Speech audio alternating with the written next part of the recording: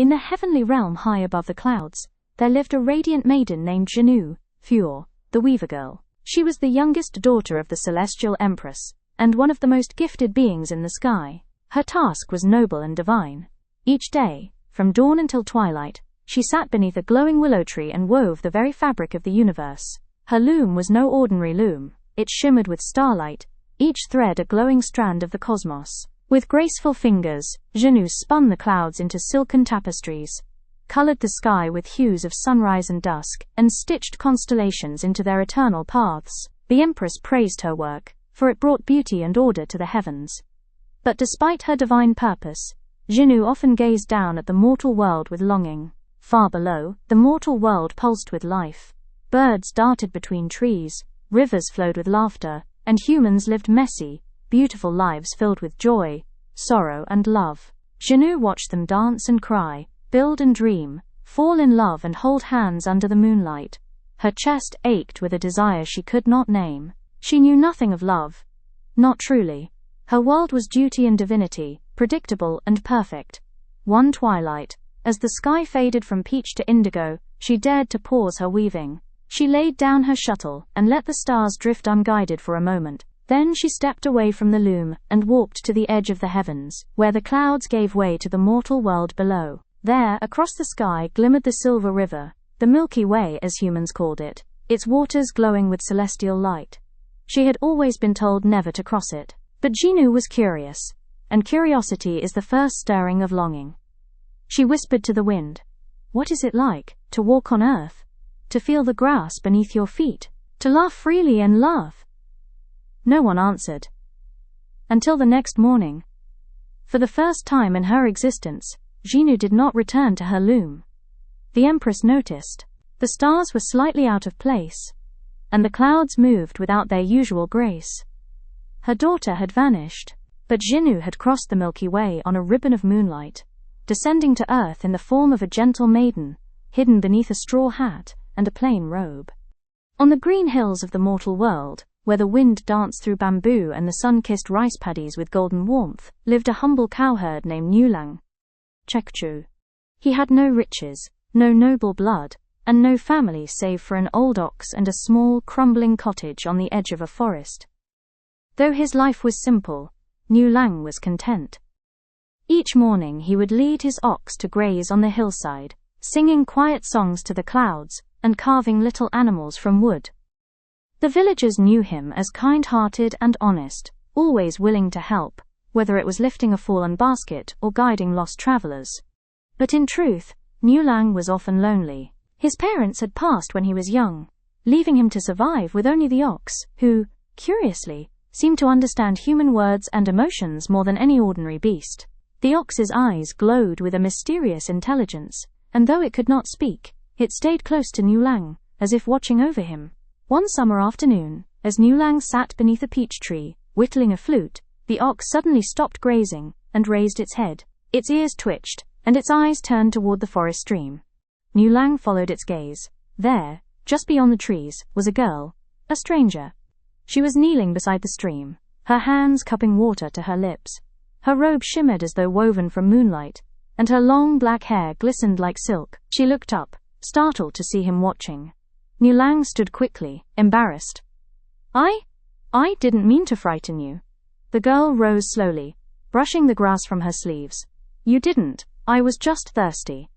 Her voice was soft, musical and unfamiliar, like a melody not of this world. "Are you lost?" he asked, taking a step forward.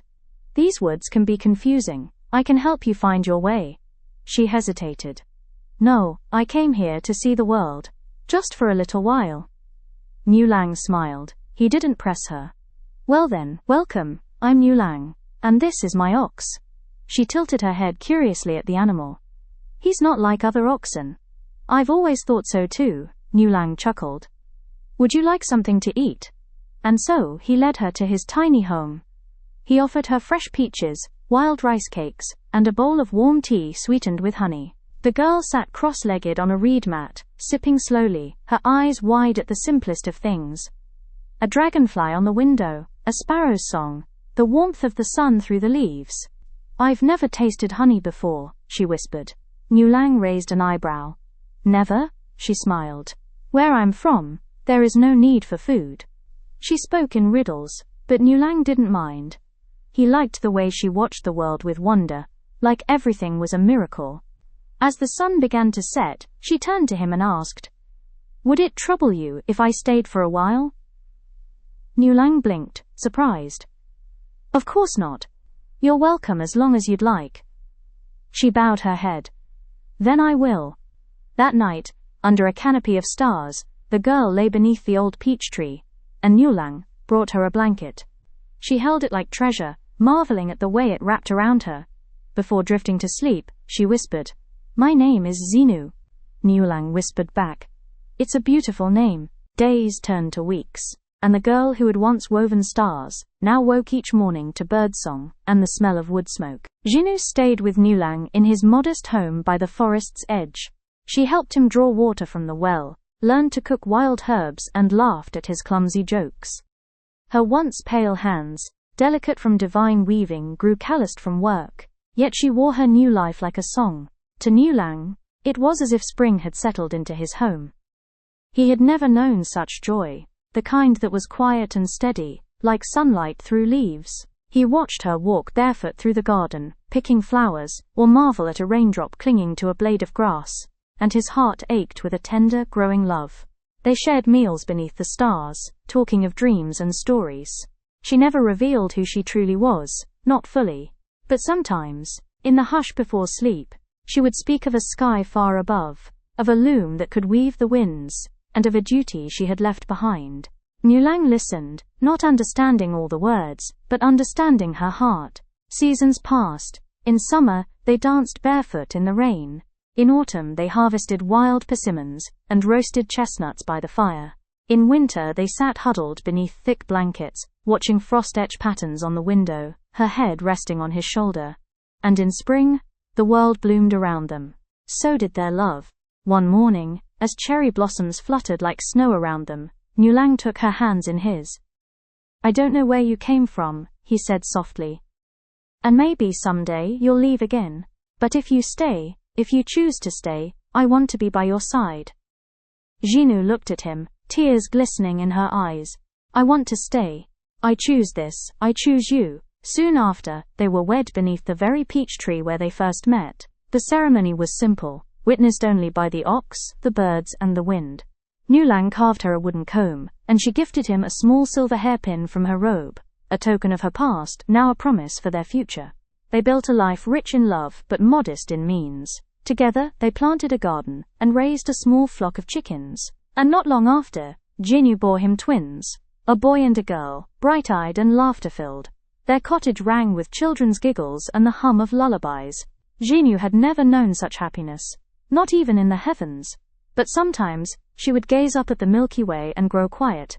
Niúláng noticed. "Do you miss it, the sky?" She nodded slowly. "Sometimes. But even stars pale beside what I found here." What neither of them knew was that the heavens had not forgotten her.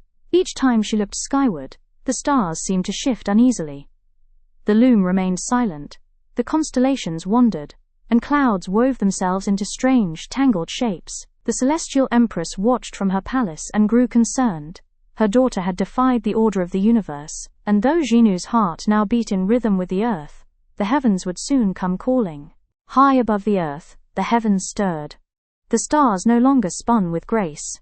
The fabric of the sky, once perfectly woven, now sagged with neglect. Clouds drifted aimlessly, and time itself seemed to stretch and ripple across the firmament. The celestial empress sat upon her jade throne, her silver eyes watching the sky's slow unraveling. Her youngest daughter, the weaver of the sky, had vanished, and with her, the balance of the cosmos began to fray.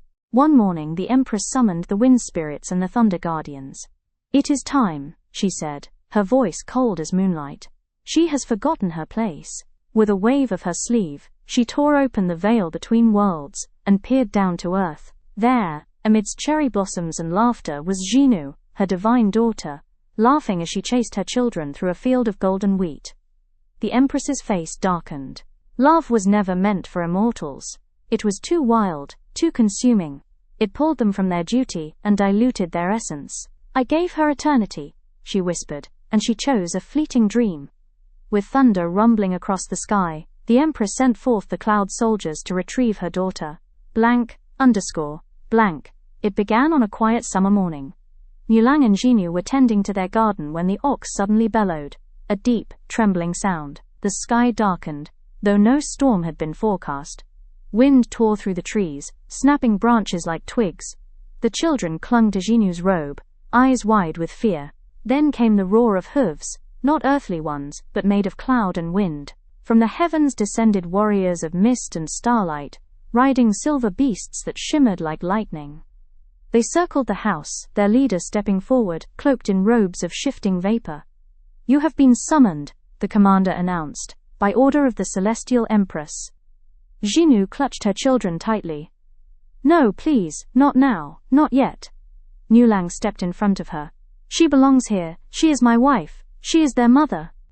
"She is of the sky," the commander said coldly. "And she's been gone too long, the balance must be restored." Zhīnû wept as her children clung to her. "Please let me say goodbye." The commander hesitated for only a moment, then nodded once. "One farewell, no more." Zhīnû turned to Niúláng, her eyes brimming. "I never wanted to leave.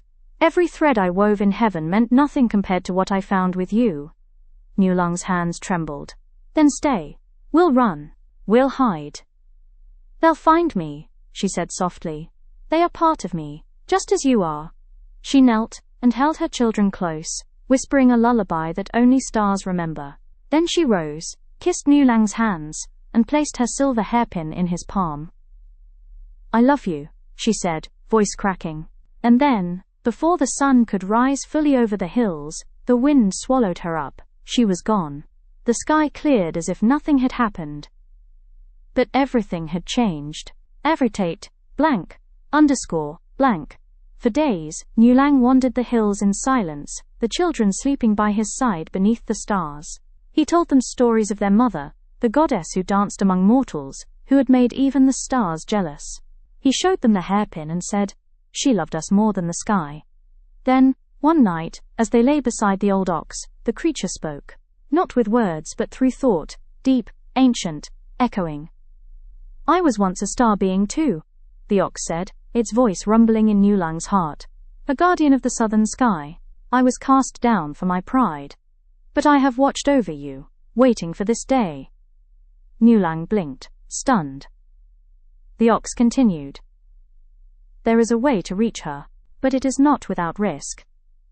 "I would go to the ends of the heavens," Niúláng whispered. The ox bowed its great head. "Then take my hide when I pass. It holds my power. It will carry you across the stars." That night the ox lay down beneath the peach tree and breathed its last, its spirit returning to the sky. Niúláng wept for his oldest friend, then did as he was told. He stitched the hide into a magical cloak, wrapped his children in it, and looked to the heavens. The Milky Way shimmered above, a silver river separating earth from sky. Niúláng held the hairpin close. "Wait for me," and with a burst of light he rose from the earth, chasing the love that had been torn from him. Niúláng soared upward, wrapped in the shimmering oxhide cloak. His two children nestled close against his chest. The earth fell away beneath them, mountains becoming ripples, rivers turning to threads. Above the sky stretched endlessly, a deep blue ocean filled with drifting stars and scattered light. The wind howled past his ears, but he held the hairpin tight, his heart guided not by maps but by love. And there, just ahead, was the Milky Way. The silver river glowed, wider than any sea, separating the mortal realm from the celestial. It churned not with water, but with liquid starlight, endless and impassable. On the far side stood the jade palace of the Empress, its towers glowing like frozen moonbeams, and in its highest chamber, gazing toward the stars, stood Zhīnû. She had returned to her loom, but her hands were slow, her thread tangled with sorrow. The constellations stuttered across the sky, broken-hearted in their design. Every breath she took was heavy, her soul yearning for the earth, for the touch of her children, for Niúlāng's eyes beneath the peach tree. Suddenly, her heart raced. She felt it before she saw it, his presence, like a song remembered. She ran to the edge of heaven, her robes trailing light behind her.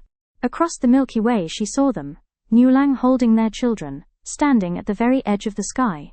she cried out his name. Niúláng, his voice answered. Zhīnû, I came for you. She reached for him, but the silver river surged between them, endless and cruel. The celestial empress appeared behind her, regal and calm. You came back of your own will, child, but the river exists to divide what must remain apart. Zhīnû turned, trembling. Why must love be punished? Because you are not mortal, the empress said softly. Your heart belongs to the heavens. But my heart is his, Zhīnû whispered. And theirs. The empress stood silent for a long moment. Then she raised her hands. The wind began to shift. Down below, in the world of forests and lakes, birds looked skyward. Sparrows. Magpies, swallows. One by one, they took flight, thousands, tens of thousands, drawn upward by a call older than language. Wings beating, they rose in a spiral of feathers and song. From every corner of the earth they ascended.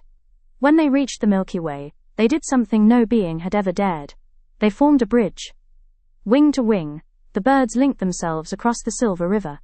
A living bridge of feathers and flight, strong enough to bear weight, built by love and longing. Their chorus filled the air, a symphony of chirps, whistles, and heartbeats. Zhīnû gasped. The empress watched in awe, her icy expression softening for the first time. And then, slowly, Zhīnû stepped onto the bridge. Every feather held her weight. She crossed halfway, her eyes never leaving Niúlāng's. On the other side, he held the children close, tears rolling down his cheeks. And then he stepped onto the bridge too. At the very center, they met. Two lovers separated by fate, now reunited by devotion. Zhīnû dropped the hairpin into his palm again. I told you I would wait. He kissed her forehead. And I told you I would find you. Their children giggled and wrapped their arms around them both, and the stars above shivered with joy. But the bridge could not last forever. The birds began to tire, their wings trembling. Zhīnû turned to the empress, who still stood watching from the heavens. Let us be together, she pleaded, even if only sometimes. Love must mean something in the sky. The empress looked at her daughter, then at Niúláng, and finally at the children. Her gaze lingered on the boy's dark eyes, so much like his father's, and the girl's quiet smile. And then she spoke. You may not remain together in defiance of the stars. But once a year, on the 7th night of the 7th moon, when the skies are clear and the magpies are willing, the bridge may rise again. You may meet here between heaven and earth, beneath the watchful gaze of the stars. Tears flowed freely now, from Niúláng, from Zhīnû, and from the watching birds. The lovers embraced, holding on to the promise of one night each year. The stars began to spin once more, their patterns growing strong. Zhīnû returned to the sky. Niúláng descended once more to the earth, the children in his arms. But neither of them was broken. They had loved, lost, and found again. And every year, when the 7th moon shines full and soft, the magpies gather to form the bridge once more. People look up and see a shimmer in the Milky Way, and somewhere in that glow, two souls meet, hand in hand, heart to heart. The world turned, as it always had. Seasons came and went, rivers shifted their courses, and mountains whispered the old songs to the wind. But something in the heavens had changed forever. Each year, on the 7th night of the 7th moon, villagers gathered in fields and on rooftops, eyes lifted toward the stars. Children would ask, why do the birds fly higher today? And grandmothers would reply with gentle voices, because tonight is the night of lovers. They told the story of the cowherd and the weaver girl, how love dared to rise beyond the sky, how birds built a bridge of feathers, and how even the heavens bent for hearts that would not break. _blank. Down on earth, Niúláng raised his children alone but never without hope. He often sat beneath the peach tree, where petals still fell like memories, and told stories of their mother. He told them of her laughter when she first tasted honey, the way she'd hum while tending the garden, and how her eyes lit up when she saw the stars from below. The children grew, strong, curious, and kind. They learned to herd cattle, read the patterns of the clouds, and speak to the wind. But every year, as the 7th moon approached, they would help their father prepare for a journey. They would climb the hill where their mother first descended, and under the starlit sky they would wait. And every time, just as hope began to flicker, a single bird would appear, then a dozen, then thousands. The sky would darken with wings and shimmer with soft cries, and the bridge would begin. Niúláng would take his children's hands, and together, they would ascend. At the bridge's center, Zhīnû would be waiting. Though their meetings were brief, they were filled with more meaning than many lifetimes. They shared stories of the stars and the earth, of the children's dreams, of the skies turning, and the land's growth. They laughed, cried, and held one another as if time were nothing at all. And then they would part, again. Always again. Conifispica blank, underscore, blank, in the heavens. Zhīnû returned each time to her loom, weaving with renewed strength. The stars began to glow more brightly, their paths steadier, as if inspired by the rhythm of love regained. But the celestial empress, who had once forbidden all such things, began to visit the weaver's garden, standing quietly beneath the moon tree. "I never understood," she once said to her daughter, "why you would leave perfection for something so fragile." Zhīnû placed her shuttle down, and looked at her mother. "Because it's only in fragile things that beauty lives." The empress watched the stars moving in their graceful orbits, now balanced again, yet touched with warmth. "Perhaps eternity is too cold," Zhīnû nodded, "and love is the fire that shapes it." The empress never admitted she agreed, but each year she stood beside her daughter as the birds gathered again. Blank, underscore, blank. And so it came to be that across the lands of China, and beyond, people celebrated the lovers' meeting. They called it Qixi, the Night of Seven. Young girls would wish for skill in weaving, and for love as true as the stars.